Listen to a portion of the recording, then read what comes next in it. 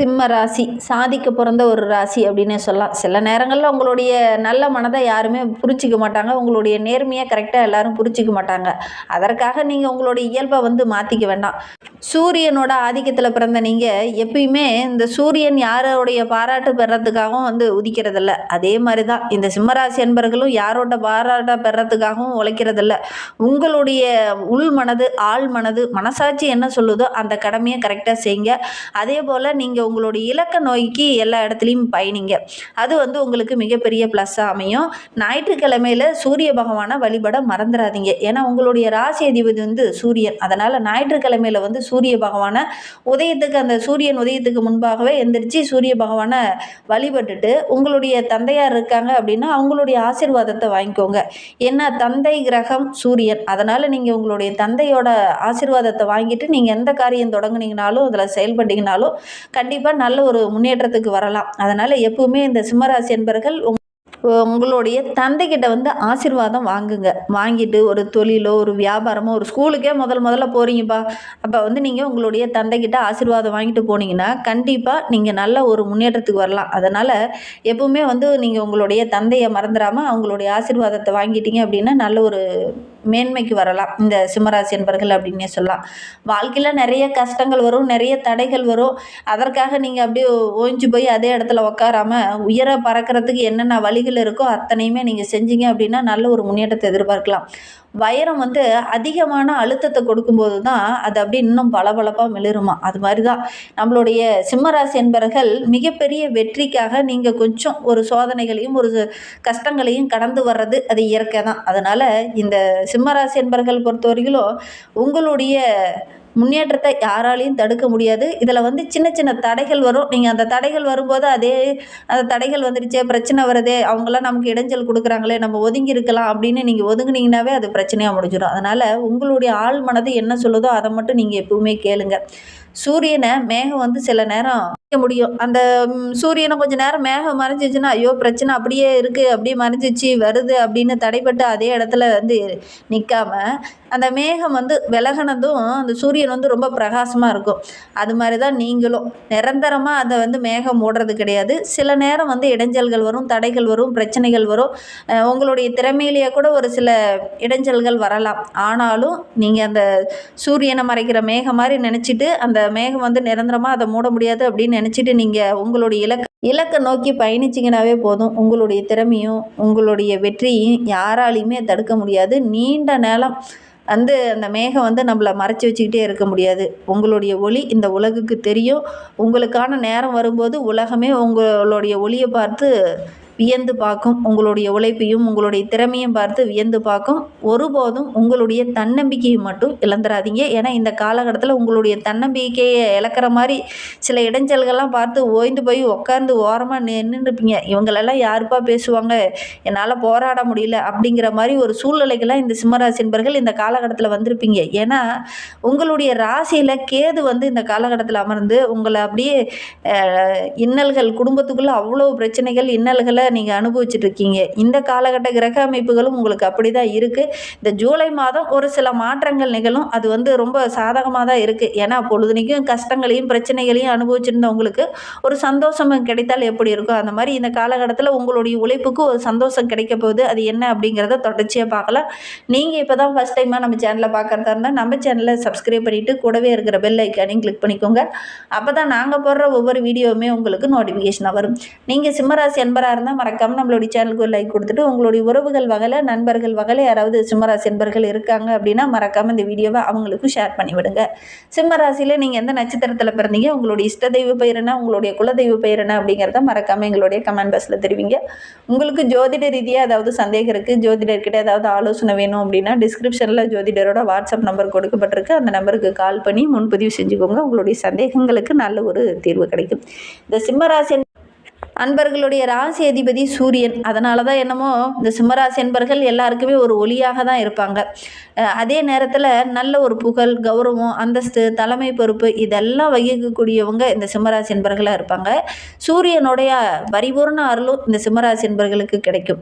ஏன்னா எந்த கிரகமுமே இந்த சிம்மராசியில் உச்சமோ நீச்சமோ பெறதில்லை. அதனால தான் இந்த சிம்மராசி என்பர்கள் சூரியனை மட்டும் வைத்து இருக்கிறதுனால இந்த வேத ஜோதிடத்தில் கூறுறது என்ன அப்படின்னு பார்த்தீங்கன்னா, தன்னுடைய சொந்த திறமையால் சொந்த உழைப்பால் முன்னுக்கு வரக்கூடியவங்கள பெரும்பாலும் இந்த சிம்மராசி என்பர்கள் இருப்பாங்க. அப்பா சொத்து, தாத்தா சொத்து, முன்னோர்களுடைய சொத்து அப்படின்னு இல்லாமல் தன்னுடைய உழைப்பால் முன்னுக்கு வரக்கூடியவங்கள இந்த சிம்மராசி என்பர்கள் இருப்பாங்க அப்படின்னே சொல்லலாம். ஏன்னா இது வந்து நெருப்பு தத்துவத்தை அடிப்படையாக கொண்ட ராசி. ஒரு மனுஷனுக்கு இருளில் இருக்கான் அப்படின்னா அவங்களுக்கு ஒரு ஒளி தரக்கூடிய ஒரு நபர்களாக தான் இந்த சிம்மராசி என்பர்கள் இருப்பாங்க அப்படின்னே சொல்லலாம். நல்ல ஒரு உற்சாகத்தை தரக்கூடியவங்க, மற்றவங்களுக்கு ஒரு நம்பிக்கையை தரக்கூடியவங்களாக இந்த சிம்மராசி என்பர்கள் இருப்பாங்க. 4 பேர்த்த வழி நடத்தக்கூடிய ஒரு நபர்கள் அப்படின்னா இந்த சிம்மராசி என்பர்களை சொல்லலாம். நல்ல ஒரு நம்பிக்கையும் 4 பேர்த்துக்கு ஒரு ஒளியாகவும் இருக்கக்கூடியவங்க தான் இந்த சிம்மராசி என்பர்கள் அப்படின்னே சொல்லலாம். இந்த சிம்ம ராசிக்கு ஒரு சில ராசிக்காரங்க தான் நட்பு ராசியாக அமைவாங்க, ஒரு வாழ்க்கை துணையாகவும் பெரும்பாலும் அமைவாங்க அப்படின்னே சொல்லலாம்.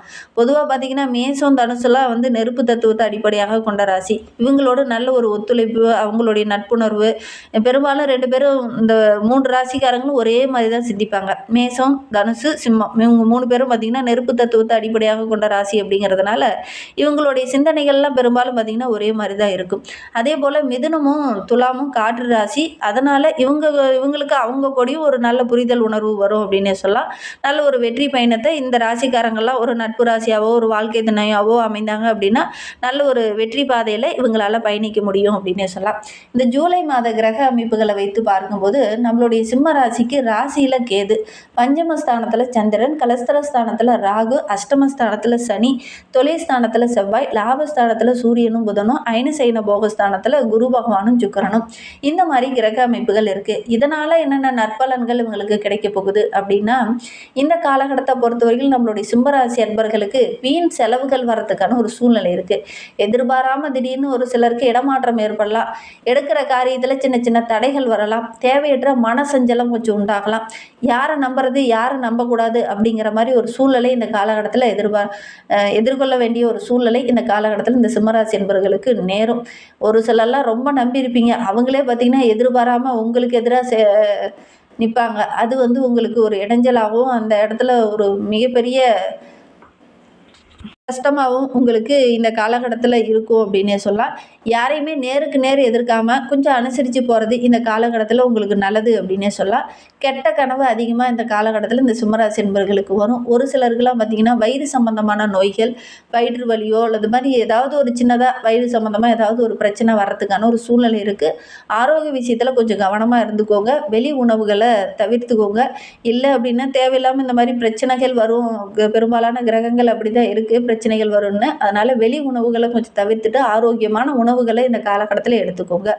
தொழில் வியாபாரம் செஞ்சுட்டு இருக்கிறவங்க மெத்தனமாக செயல்படாமல் ஒவ்வொரு விஷயத்துலையும் கண்ணும் கருத்துமாக ஈடுபட்டிங்கன்னா கண்டிப்பாக நல்ல ஒரு மேன்மை எதிர்பார்க்கலாம். நிறைய புதிய வாடிக்கையாளர்கள் கிடைப்பாங்க.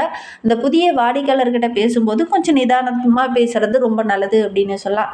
போட்டிகள் நிறையா உருவாகலாம். அந்த போட்டிகளை பார்த்து ஐயோ இத்தனை போட்டிகள் நமக்கு எதிராக செயல்படுறாங்களே அப்படின்னு நீங்கள் அந்த இடத்துல மலாய்ச்சி போய் நிற்காம அதெல்லாம் தவிர்த்துட்டு நம்ம உழைப்பை போடுறோம், நம்ம முன்னேற்றத்துக்கு என்ன வழியோ அதை செய்யலாம் அப்படின்னு நீங்கள் அதை மட்டும் கவனம் செலுத்தி நீங்கள் ஒவ்வொரு விஷயத்தையும் செஞ்சீங்க அப்படின்னா கண்டிப்பாக நல்ல ஒரு முன்னேற்றத்தை எதிர்பார்க்கலாம் அப்படின்னு சொல்லலாம். தேவையில்லாத வீண் அலைச்சல்லாம் கொஞ்சம் வராது.